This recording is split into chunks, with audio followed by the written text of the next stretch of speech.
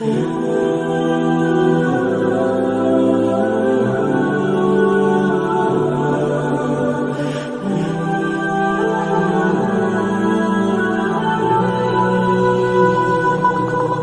الحمد لله نحمده ونستعينه ونستغفره ونؤمن به ونتوكل عليه ونعوذ بالله من شرور أنفسنا ومن سيئات أعمالنا من يهده الله فلا مضل له ومن يضلله فلا هادي له وأشهد أن لا إله إلا الله وحده لا شريك له وأشهد أن محمدا عبده ورسوله أما بعد فإن خير الحديث كتاب الله وخير الهدي هدي محمد صلى الله عليه وسلم وشر الأمور محدثاتها وكل محدثة بدعة وكل بدعة ضلالة وكل ضلالة في النار. فأعوذ بالله السميع العليم من الشيطان الرجيم. بسم الله الرحمن الرحيم. لن ينال الله لحومها ولا دماؤها ولكن يناله التقوى منكم. محترم حضرات، دینی اور ملی بھائیوں، ذی الحجہ کا عشرہ شروع ہو چکا ہے اور اسی ماہ میں اسلام کا دوسرا عظیم تہوار منایا جاتا ہے. اسلام کے 5ویں رکن حج کی ادائیگی بھی اسی مہینے میں ہوتی ہے. نبی اکرم صلی اللہ علیہ وسلم نے ایک حدیث میں تفصیل کے ساتھ یہ بات بیان فرمائی ہے کہ ماہ ذی الحجہ کے پہلے 10 دن بڑی فضیلت والے ہیں اور اس میں زیادہ سے زیادہ ایک مسلمان کو نیک اعمال کرنے چاہیے. بلکہ حدیث کے الفاظ میں یہ بات بھی ہے کہ اور کوئی دن ان 10 دنوں کے مقابلے میں افضل نہیں. اس میں اللہ تعالیٰ بندے کے نیک اعمال کو قبول فرماتا ہے. نیک اعمال کی وضاحت نہیں کی گئی ہے، متعین نہیں کیا گیا کہ کون کون سے کام کرے. لہذا ہر طرح کا وہ کام جو باعث اجر و ثواب ہے اسلام میں، ایک مسلمان کو زیادہ سے زیادہ کرنے کی کوشش کرنی چاہیے. مثال کے طور پر ذکر و اذکار، توبہ و استغفار، قرآن مجید کی تلاوت، غریبوں اور یتیموں اور بیواؤں کے ساتھ حسن سلوک، پاس پڑوس کے ساتھ اچھا برتاؤ، کاروبار میں دیانتداری، دکانداری میں سچا راست بازی اور حق گوئی، یہ تمام کے تمام کام نیک اعمال میں شمار ہوتے ہیں. مسئلے کے طور پر ایک بات اور بتا دوں آپ کو کہ جب حدیث میں کوئی مطلق یعنی عام چیز کا ذکر کیا جاتا ہے تو اسے کسی ایک خاص عمل کے ساتھ خاص نہیں کیا جا سکتا. مثال کے طور پر یہی مسئلہ کہ جب اللہ کے نبی نے عام نیک اعمال کی بات کہی ہے تو آپ کسی ایک نیک عمل کو متعین کر کے اس کی تبلیغ نہیں کر سکتے. آپ اپنے لیے کوئی نیک عمل منتخب کر سکتے ہیں، میں اپنے لیے کوئی نیک عمل منتخب کر سکتا ہوں، لیکن یہ رواج دینا کہ چونکہ ہمارے بزرگ نے 5 روز کا روزہ رکھا تھا ذی الحجہ میں، لہذا روزہ ہمیں بھی رکھنا چاہیے. فلاں پیر نے یہ کام کیا تھا لہذا اب ان کی سنت ہے، اب اس کو ہمیں دہرانا چاہیے. تو اس کی اجازت اسلام میں نہیں.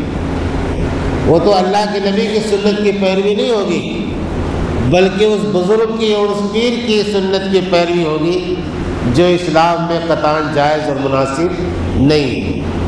تو بہرحال ہماری کوشش یہ ہونی چاہیے کہ ذی الحجہ کے ان ابتدائی 10 دنوں میں ہم کم سے کم نمازوں کی پابندی کریں، تکبیر اولیٰ کے ساتھ مسجد میں جماعت کے ساتھ موجود رہیں، سنن و نوافل کا اہتمام کریں اور قرآن مجید کی تلاوت کریں. یہ سارے کے سارے کام نیک اعمال میں شمار ہوتے ہیں۔ اسی تعلق سے ایک دوسرا مسئلہ تکبیرات پڑھنے کا ہے۔ عام طور سے ہمارے یہاں رواج یہ ہو گیا اور مسلمان اسی پر عمل کرنے لگے کہ عرفات کے دن سے تکبیرات شروع ہوتی ہیں، اور یہ تکبیرات صرف فرض نمازوں کے بعد کہی جاتی ہیں۔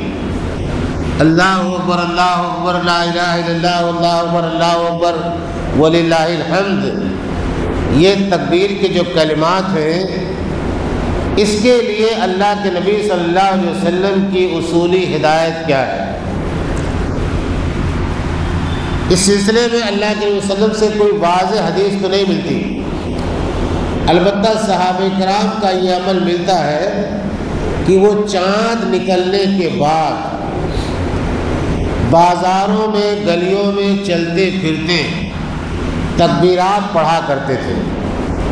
جب بھی آپ کو یاد آ جائے، آپ گھر میں ہو، راستے میں چل رہے ہو، دکان میں بیٹھے ہو، جب بھی آپ چاہیں یہ تکبیرات پڑھیں۔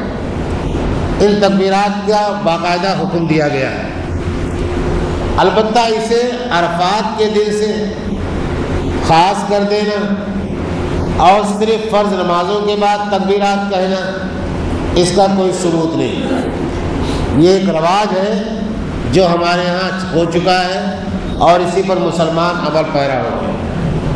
تو لہٰذا یہ مسئلہ آپ کے ذہن میں کلیئر ہونا چاہیے کہ چاند نکلنے کے بعد صحابہ کرام کا عمل یہ ہے کہ وہ بازاروں میں چلتے پھرتے گلیوں میں آتے جاتے تکبیرات پڑھا کرتے تھے، لہٰذا ہمیں بھی اسی پر عمل کرنا چاہیے۔ فرض نماز کے ساتھ اس کو جوڑنا، اور فرض نماز کے بعد مسجد میں زور سے اللہ اکبر لا الہ الا اللہ واللہ اکبر وللہ الحمد پوری مسجد گونج جانا، یہ تو عجیب بات ہے۔ اس کا ثبوت اللہ کے نبی کے زمانے میں نہیں ملتا، بلکہ ایک خاص بات جو ٹکراتی ہے اس عمل سے کہ سلام پھیرنے کے بعد اللہ اکبر استغفر اللہ استغفر اللہ استغفر اللہ پڑھنا۔ اب یہ دائمی سنت والا عمل چھوڑ کر ایک مسلمان جس کا کوئی ثبوت نہیں ہے وہ پڑھنا شروع کر دے تو یہ بات کیسے جائز ہو سکتی ہے؟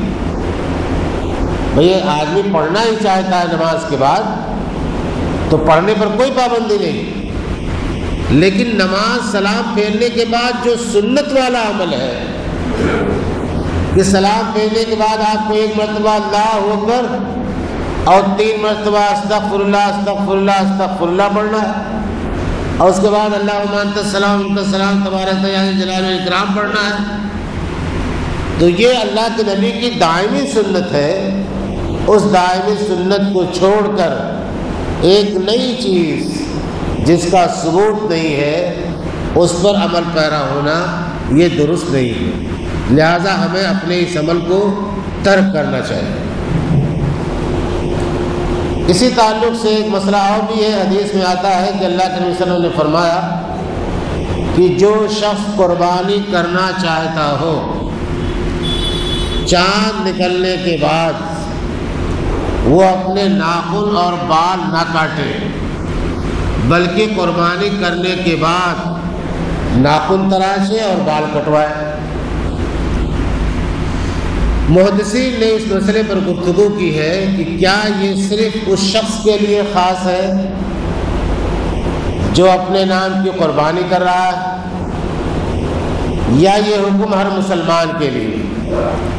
دونوں طرح کی باتیں کہی گئی ہیں، لیکن زیادہ قرین ثواب درست بات یہ ہے کہ ہر مسلمان کو اس کا اہتمام کرنا چاہیے۔ چاند نکلنے کے بعد، یعنی اب چاند نکل چکا ہے، اب قربانی کرنے سے پہلے تک ہمیں نہ اپنے ناخن کاٹنے ہیں اور نہ بال تراشنے ہیں۔ اس کی حکمت یہ سمجھ میں آتی ہے کہ حجاج کرام اس وقت ظاہر بات ہے حج کی تیاریوں میں مصروف ہوں گے، 8ویں ذی الحجہ سے ان کا سفر شروع ہو جائے گا۔ تو جو لوگ میدان عرفات میں موجود ہیں، مینا میں موجود ہیں، مکہ مکرمہ میں موجود ہیں، ان کی مشابہت پیدا کرنے کے لیے دنیا کے تمام مسلمانوں کو ان کے جیسا ہونا چاہیے۔ یہ ایک چھوٹی سی حکمت سمجھ میں آتی ہے کہ اللہ کے نبی صلی اللہ علیہ وسلم نے یہ حکم کس لیے دیا، لہذا ہمیں احتراماً اس چیز کا خیال رکھنا چاہیے۔ اللہ کے نبی صلی اللہ علیہ وسلم نے قربانی کے سلسلے میں یہ بات بیان فرمائی یا اپنے عمل سے یہ دکھایا کہ قربانی کرنی چاہیے۔ آپ نے تاحیات قربانی کی، بلکہ آخری سال حجۃ الوداع کے موقع پر تو 63 اونٹ آپ نے اپنے ہاتھوں سے ذبح کیے۔ 100 اونٹ لے کر کے یمن سے حضرت علی رضی اللہ تعالیٰ عنہ آئے تھے، باقی اونٹ حضرت علی رضی اللہ تعالیٰ عنہ نے ذبح کیے۔ اسی طرح سے اللہ کے نبی صلی اللہ علیہ وسلم جس سال یعنی جب حج پر نہیں ہوتے تھے، مدینہ منورہ میں ہوتے تھے، اس وقت بھی آپ قربانی کرتے تھے۔ اب یہ قربانی ہے کیا شرعی اعتبار سے؟ فرض ہے، واجب ہے، سنت ہے، مستحب ہے؟ اس سلسلے میں علماء کے ہاں کئی طرح کے اختلافات پائے جاتے ہیں۔ بعض لوگ اسے فرض قرار دیتے ہیں، بعض لوگ اسے سنت کہتے ہیں، بعض لوگ اسے اسلام کا سمبل یا شعار یا علامت قرار دیتے ہیں۔ جو لوگ فرض قرار دیتے ہیں ان کے پاس ایک دلیل ہے، لیکن وہ دلیل مضبوط نہیں۔ ایک حدیث میں اللہ کے نبی نے فرمایا کہ جو شخص قربانی کرنے کی طاقت رکھتا ہو اور قربانی نہ کرے تو وہ ہماری عیدگاہ میں ہمارے ساتھ نماز نہ پڑھے۔ لیکن یہ حدیث سند کے اعتبار سے صحیح نہیں ہے، ضعیف سے بھی زیادہ کمزور ہے، لہذا اس حدیث کی بنیاد پر یہ مسئلہ بیان نہیں کیا جا سکتا۔ اگر یہ قربانی فرض ہوتا تو حضرت بکر رضی اللہ تعالیٰ عنہ، حضرت عمر رضی اللہ تعالیٰ عنہ کے بارے میں یہ آتا ہے کہ اپنے دور خلافت میں کبھی کبھی انہوں نے قربانیاں نہیں بھی کی۔ اب اگر فرض ہوتا تو خلیفہ رسول کیسے اس کو ترک کر دیتے؟ لہذا معلوم کیا کہ قربانی فرض تو نہیں ہے، البتہ وسعت پر اس کا انحصار ہے۔ فقہ حنفی میں اسی مسئلے سے ایک مسئلہ اور جوڑ دیا گیا کہ فرض کس پر ہوگا، کس پر فرض نہیں ہوگا۔ انہوں نے ایک تخمینہ طے کیا کہ جو آدمی صاحب نصاب ہے، یعنی جس پر زکوٰۃ فرض ہے، جس کے پاس 7.5 تولہ سونا یا اس سے زیادہ کی مالیت موجود ہے، اس پر قربانی فرض ہے، اسے قربانی ہر حال میں کرنی چاہیے۔ لیکن زکوٰۃ سے قربانی کا کوئی لینا دینا نہیں۔ زکوٰۃ سے مسئلے کو جوڑ کر کے عجیب طرح کی پیچیدگی پیدا کی گئی اور طرح طرح کی خرابیاں ہمارے سامنے آتی ہیں۔ معلوم ہوا ایک فیملی ہے، ماں ہے، باپ ہے، بیٹا ہے، بہو ہے، بیٹی ہے، داماد ہے، کئی بیٹے ہیں، ان کی بہویں ہیں، سب کے پاس اتفاق سے 7.5 تولے سے زیادہ زیورات ہیں، یا 7.5 تولے کی سونے کی جو قیمت ہے سب کے پاس اس سے زیادہ پیسے۔ اب گھر میں مثال کے طور پر 8-10 افراد ہیں، اب 10 افراد پر آپ قربانی واجب قرار دے دیں گے، فرض قرار دے دیں گے۔ اب 10 آدمی الگ الگ قربانی تو کر نہیں سکتے۔ اب اس کا آسان راستہ یہ ڈھونڈا گیا کہ ایک بھینس میں سب کا حصہ ڈال دیا جائے، جبکہ بھینس کی قربانی کے سلسلے میں بھی بات میں عرض کروں گا، بہت زیادہ کلیئر معاملہ نہیں، اور اس حصہ ڈالنے کی وجہ سے سماج میں طرح طرح کی خرابیاں پیدا ہوں۔ اب آپ گوشت کی دکانوں کی طرف نکل جائیں کوئی 3,000 روپے میں حصہ دے رہا ہے، کوئی 3,500 روپے میں حصہ دے رہا ہے، کوئی 4,000 روپے میں حصہ دے رہا ہے۔ اللہ تعالیٰ ان کی نیتوں کو درست رکھے۔ قربانی کا جانور خریدتے ہوئے کسی قسم کی ہیرا پھیری یا دھوکہ دھڑی یہ آپ کے سارے عمل کو غارت کر دے۔ ہم نے یونیورسٹی کے علاقے میں دیکھا ہے، یونیورسٹی کا ایک پروفیسر ہے، 5 افراد ہیں گھر میں، ایک بکرا لے آئے چھوٹا سا گھر میں کھانے کے لیے، باقی حصہ ڈال دیا کسی قربانی کرنے والے کے پاس۔ اب وہ معلوم ہوا کہ شام کو 1 کلو گوشت دے گیا پروفیسر صاحب کو کہ آپ کی قربانی ہوگی۔ اب انہیں یہ جاننے کی ضرورت نہیں ہے کہ قربانی ہماری ہوئی کہ نہیں ہوئی، قربانی کرنے والے کی کہ نہیں کی۔ خدا نخواستہ 10 لوگوں سے پیسہ لے کر کے اس نے کیا نام ہے ایک بھینسا ذبح کر دیا اور سب کو اس میں حصہ دے دیا 1 کلو کا۔ اس بات کا امکان لوگ ظاہر کر رہے ہیں، بعض لوگ اس کی نشاندہی کرتے ہیں۔ تو اگر ہماری عبادت میں اس قسم کی بے ایمانی شروع ہو جائے، اس قسم کی دھوکہ دھڑی شروع ہو جائے، تو آپ سمجھ سکتے ہیں کہ ہماری یہ قربانی اللہ تعالیٰ کیسے قبول کرے۔ تو یہ خرابی پیدا ہوئی وہاں سے کہ اس کو زکوٰۃ سے جوڑا گیا، جبکہ زکوٰۃ سے قربانی کو جوڑنا صحیح نہیں۔ ہو سکتا ہے ایک عورت کے پاس 10 تولے سونے کے زیورات ہیں، اس کے پاس پیسے نہیں، کیا کوئی یہ فتویٰ دے سکتا ہے کہ قربانی کرنا ضروری ہے جا کر کے زیور بیچ کے آؤ، یا قربانی کرنا ضروری ہے قرضہ لو؟ کوئی نہیں کہہ سکتا۔ نہ زیور بیچنے کا حکم دے سکتا ہے، نہ قرضہ لینے کا حکم دے سکتا ہے۔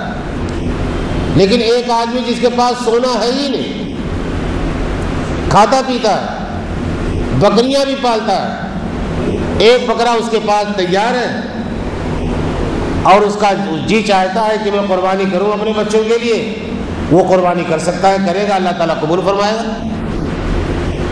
تو اللہ کے نبی صلی اللہ علیہ وسلم نے اسے وسعت پر جو کا نام ہے اس کا انحصار کیا ہے کہ جو شخص یہ حوصلہ کرے چاہے اسے قربانی کرنی چاہیے، البتہ یہ فرض اور واجب نہیں۔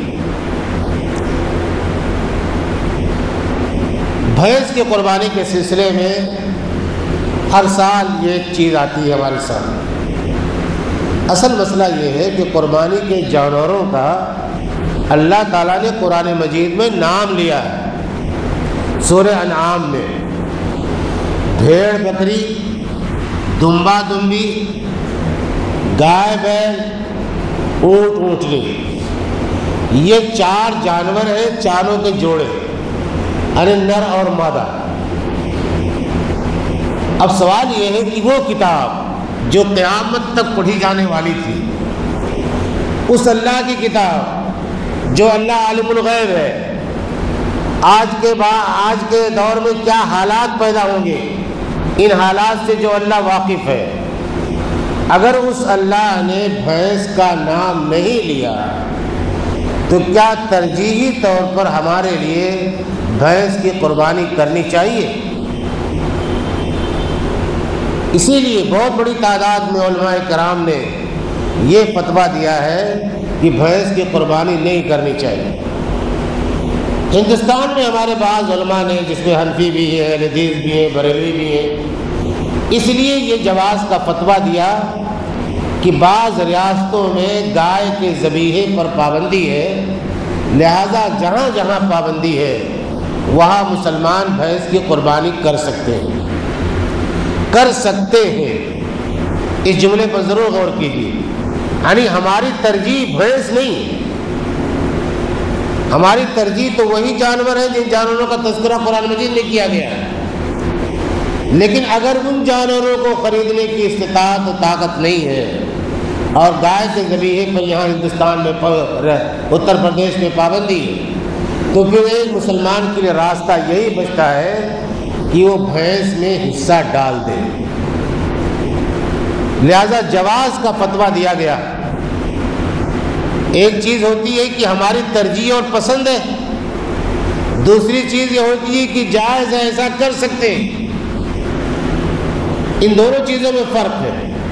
یعنی اگر بکرا بکری خریدنے کی طاقت کسی مسلمان کے اندر ہے تو اسے بکرے ہی کی قربانی کرنی چاہیے، اگر نہیں ہے تو پھر بدرجہ مجبوری یہ راستہ کھلا ہوا ہے کہ بھینس میں وہ حصہ ڈال۔ لہذا اس سلسلے میں ہمارا ذہن صاف ہونا چاہیے کہ ہمیں کیا کرنا چاہیے، اور اللہ تعالیٰ کی رضا کے لیے اگر ہم یہ قربانی کر رہے ہیں تو ہمیں اللہ تعالیٰ کے بتائے ہوئے طریقے کے مطابق اور نبی اکرم صلی اللہ علیہ وسلم کی بتائی ہوئی سنت کے مطابق قربانی کرنی چاہیے۔ اپنی طرف سے کوئی نئی چیز ایجاد کرنے کی ضرورت نہیں۔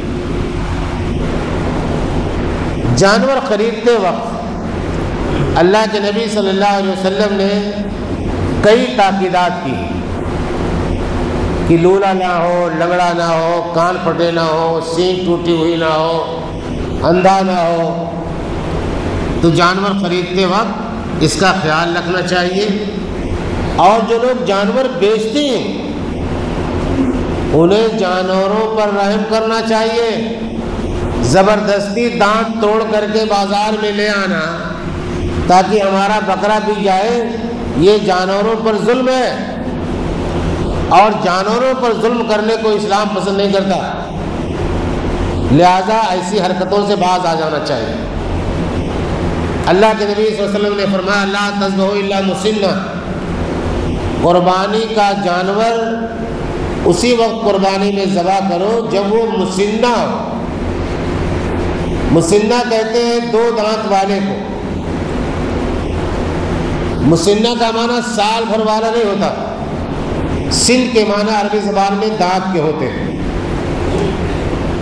بعض لوگوں نے اس سن کو سال کے معنی میں لے لیا اور ایک سال کے بکرے کی قربانی کو جائز قرار دے دیا، جو درست نہیں ہے۔ عام طور سے ہمارے ہندوستان میں بکرے 14-15 مہینے میں دانت نکالتے ہیں، تو 14-15 مہینے کا بچہ ہونا چاہیے جسے ہم قربانی کریں۔ بعض لوگ یہ فتویٰ دے دیتے ہیں کہ گھر کا پلا ہوا ہے، پورے 1 سال کا ہو گیا ہے، اس کی قربانی کرنے میں کوئی حرج نہیں ہے۔ یہ فتویٰ درست نہیں، بلکہ ہمیں دیکھ بھال کر کے قربانی کرنی چاہیے۔ ایک صحابی نے، ایک واقعہ آتا ہے حدیث میں کہ انہوں نے کہا کہ اللہ کے نبی صلی اللہ علیہ وسلم، میرے پاس جو بکریاں ہیں یا بکرے ہیں ان میں کسی کے 2 دانت نہیں، میں کیا کروں؟ میرے پاس ایک بھیڑ ہے 6 مہینے کی، 8 مہینے کی۔ تو اللہ کے نبی صلی اللہ علیہ وسلم نے ان کو بطور خاص اجازت دی کہ اگر تمہارے پاس وسعت نہیں ہے اور جانور خریدنے کی تو اسی بھیڑ کی قربانی کر دو۔ محدثین نے لکھا ہے کہ اللہ کے نبی صلی اللہ علیہ وسلم نے یہ معاملہ ایک صحابی کے ساتھ مختص کر دیا، لہذا اسے عام نہیں کیا جا سکتا۔ اور اسی حدیث سے یہ بات ثابت ہوتی ہے کہ اللہ کے نبی صلی اللہ علیہ وسلم نے مسنہ جانور کی قربانی کرنے کا حکم دیا ہے۔